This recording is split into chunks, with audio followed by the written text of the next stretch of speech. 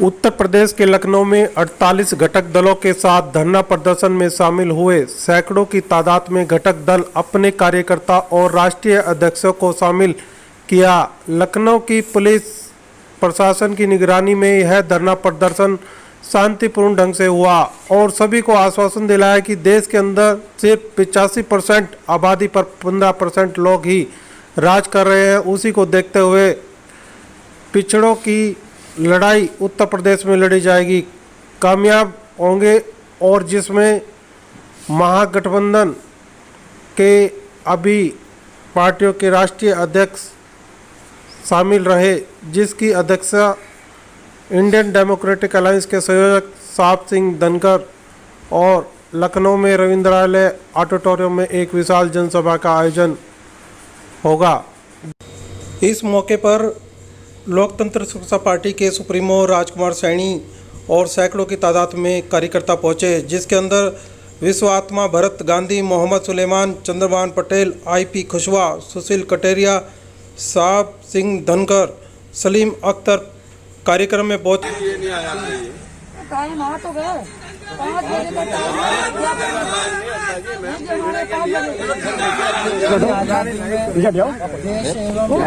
सत्तारूढ़ दलों के के कारण देश में विद्यमान 90% बहुजन समाज को हक अधिकार नहीं मिले हैं, जिसकी वजह से बहुजनों की आर्थिक, शैक्षिक, सामाजिक एवं राजनीतिक स्थिति बहुत ही दयनीय है।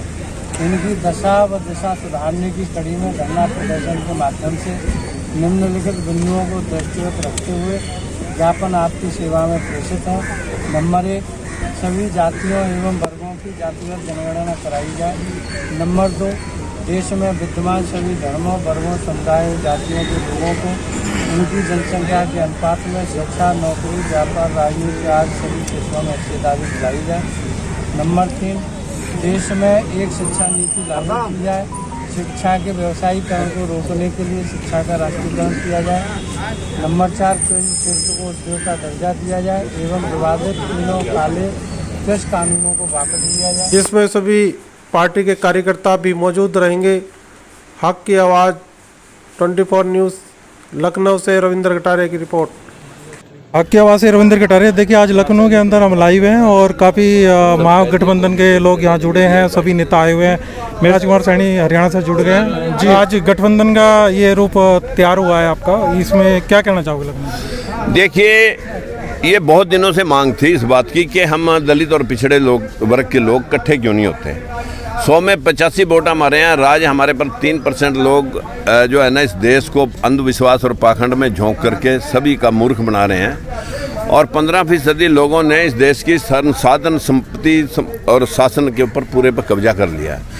सिस्टम को धराशायी अकेले ये लोग कर नहीं सकते थे, इसलिए आज ज़रूरत इस बात की आन पड़ी है कि छोटे छोटे जो संगठन चल रहे थे, अलग अलग पार्टियां चल रही थी, उन सभी को इकट्ठा करके एक भारतीय महागठबंधन के नाम से एक लगभग सैकड़ों पार्टियों का एक समावेश किया जाएगा और जिसमें अब से पहले 60 के करीब पार्टियां आ चुकी हैं और सामाजिक संगठन ऐड हो चुके हैं। सभी की ज़रूरत है, सभी को स्थान दिया जाएगा, सभी के लिए जो है ना व्यवस्था स्थापित की जाएगी और किसी को भी अलोकतांत्रिक ढंग से आगे नहीं बढ़ने दिया जाएगा और कोई चीफ मिनिस्टर तानाशाह न रहे।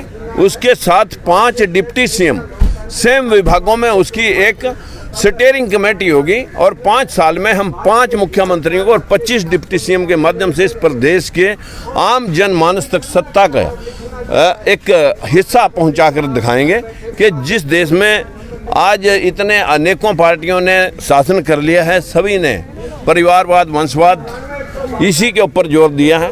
और मेरा नाम महमूद प्राचा है, आईडीए का मैं कानूनी सलाहकार हूँ। क्या कहना चाहोगे सर, आज ये आपका धरना प्रदर्शन भी हुआ, इसमें भी आपने 10,000 लोगों को इकट्ठा करने की बात कही है, क्या कहना चाहोगे? हम सिर्फ इतना कहना चाह रहे हैं कि इस देश में आरएसएस, बीजेपी और मनुवाद जो है वो देश को खोखला कर रहा है, बर्बाद कर रहा है। इसीलिए किसी भी व्यक्ति को आरएसएस, बीजेपी और मनुवादी ताकतों को वोट नहीं देना चाहिए और कोई भी संगठन, कोई भी संस्था अगर ये कार्य करती है तो हम उसको कानूनी सलाह देंगे, अपनी पूरी ताकत लगाएंगे उसके पीछे, क्योंकि बाबा साहब डॉक्टर भीमराव अंबेडकर का जो संविधान है उसे बचाने के लिए, देश बचाने के लिए इस प्रकार का गठजोड़ schedule caste, schedule tribe, minorities का, ओबीसीज़ का ये बहुत ज़रूरी है, बहुत आवश्यक है।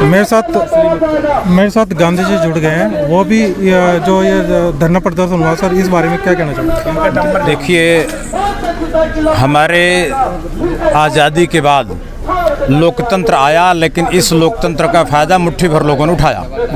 अब जो वंचित समाज था देर से जागा है, और अभी जो चुनाव होते हैं तो एक ही जाति के 20 कैंडिडेट एक ही चुनाव क्षेत्र में उतर जाते हैं, तो 80% 90% जनसंख्या होने के बाद भी उनका संसद विधानसभा में प्रतिनिधित्व तो 5-4 से ज़्यादा नहीं रहता। तो ये समझ अब देर से आई है, लेकिन आ गई है। अब ये तय हुआ है कि जितने SC ST OBC माइनॉरिटी के जितनी पार्टियां हैं वो मिल के एक साझा कैंडिडेट सभी क्षेत्रों में खड़ा करें। गांधी जी, क्या आपने इस महागठबंधन में चुनाव के लिए पूरी जो क्रिया होती है कि प्रदेश लेवल पे, वो आपने खड़ी कर लिया कार्यकारिणी ने? देखिए, अभी क्या है कि ये बात सहमति बन गई है कि जितने SC ST OBC की पार्टियां, यहाँ तक कि अखिलेश जी और मायावती जी, ये भी चूँकि हमारे वर्ग में आते हैं, इसलिए इन लोगों को भी कहा गया है कि भाई हम आपके साथ मिलकर सहयोग करेंगे। हमारे 45 पार्टियां आपके खिलाफ नहीं हैं, लेकिन आप भी एक हाथ बढ़ाओ, एक कदम आगे बढ़ाओ। तो हमें पूरी उम्मीद है चुनाव आने के पहले हम सब लोग, जितनी पार्टियां हैं, वो सब एक जगह खड़ी दिखाई पड़ेंगे। अलीम अख्तर जी जुड़ गए हैं, जो नेता हैं, काफ़ी प्रभावशाली अपने एरिया के अंदर जी। इस गठबंधन के बारे में आज ये धरना प्रदर्शन भी था, क्या कहना चाहोगे सर? ये गठबंधन जो है भारतीय महागठबंधन के नाम से तमाम छोटी छोटी पार्टियों को, जो SC OBC मुस्लिम, उन सबको इकट्ठा करके ये दिखाना है कि हमारे वोट जो हैं आपस में बटे ना, और एकजुट होके इन मनुवादी ताकतों का हम कैसे मुकाबला कर सकते हैं, उसके लिए ये तमाम कोशिशें चल रही हैं। और ये जो OBC और SC पार्टियाँ हैं, जैसे मायावती की हुई, अखिलेश की हुई, इनको भी हम ये मैसेज दे रहे हैं कि आप भी लोग हमारे साथ आएँ और इन मनुवादी ताकतों का मुकाबला करें, उन्हें जड़ से उखाड़ के फेंक दें। इसके लिए ये तमाम कोशिशें हैं, और जो जुल्म ज़ाती मुसलमानों पे, SC पे, बैकवर्ड पे हो रही है इनके द्वारा, उसको रोका जा सके, इसके लिए एक कोशिश है। और उसमें सब लोगों को आज बुलाया गया था, धरना प्रदर्शन है लखनऊ में, और कल जो है रविंद्रालय में एक गोष्ठी है जिसमें और लोग भी शामिल होंगे गठबंधन के। इसमें अभी तक 42 दल थे, और भी लोगों ने अपनी कंसर्न दी है इसमें शामिल होने की।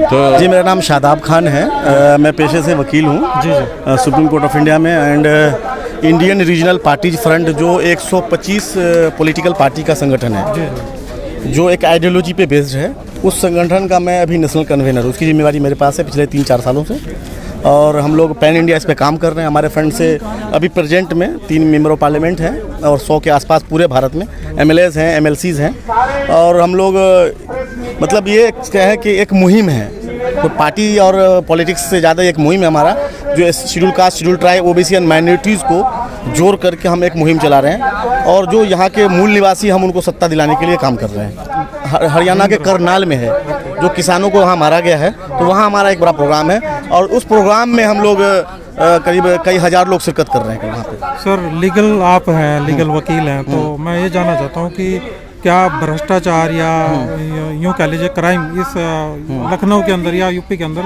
क्या ऊपर बढ़ रहा है या नीचे डाउन? सर, भ्रष्टाचार सिर्फ लखनऊ और यूपी क्यों बोलेंगे, पूरे इंडिया में बढ़ रहा है। जब से ये सेंट्रल में जो सरकार बैठी है, फासिस्ट सरकार, इसके आने से, और यहाँ यूपी में भी ये सरकार 17 में आई है, इसके आने के बाद तो भ्रष्टाचार बढ़ ही गया है। भ्रष्टाचार कम कहाँ हुआ है? अब भ्रष्टाचार के साथ साथ शोषण बढ़ गया है भाई। Specific schedule caste, schedule tribe, OBC minorities के खिलाफ तो शोषण बढ़ गया है, एट्रोसिटीज बढ़ गई है। उसके लिए कोई लड़ने वाला नहीं, कोई बोलने वाला नहीं है।